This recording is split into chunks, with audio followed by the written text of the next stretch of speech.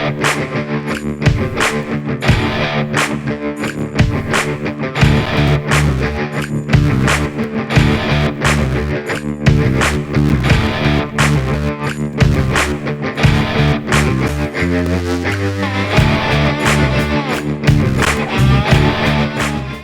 folks, I want to show you today on how to change vinyl skirting to something that's quite a bit more substantial, and what we're using is the same commercial metal. First thing I had to do is measure the 3 corners that are the highest and determine that height as being how many, say half of them in this case were 40 something inches, 42 inches, and the other were 36. Some of them are quite a bit longer than what we need, but we'll be cutting them off. This metal allows you to be durable. The finish itself is 40-year guarantee. And then you know how long metal will last after it's rusty. You've seen many a rusty roof on a barn. So 50, 60 years, we're hoping this stuff will still be here. But what we're doing, and the bad part about vinyl skirting, which will charge you quite often as much for vinyl skirting as for what we're about to do here. But if you notice down over here against the house,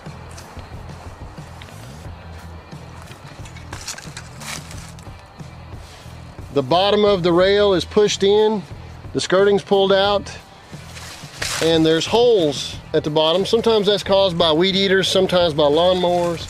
It could be any number of things, because after 5 years, everything gets brittle plastic-wise.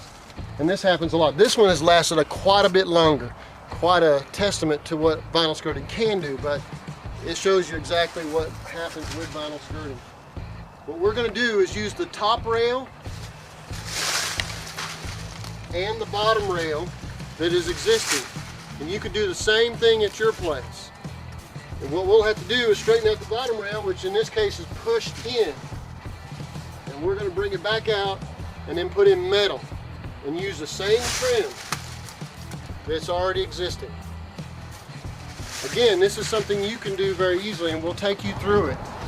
Right here again is an example of how the plastic will deteriorate. And by the way, it'll do the same even if you spray it with poison to kill the grass. That will soften this metal and it'll just fall apart, just as if a weed eater did it.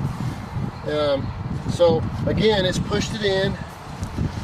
These panels are interlocked together, and I'll show you how to take that apart.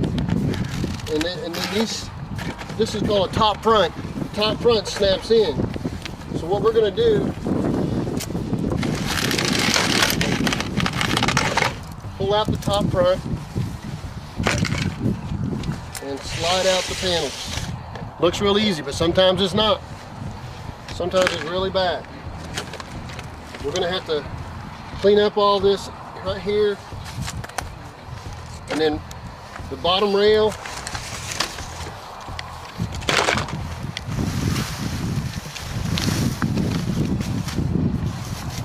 will have to be moved and cleaned out. All that dirt will have to come out of there.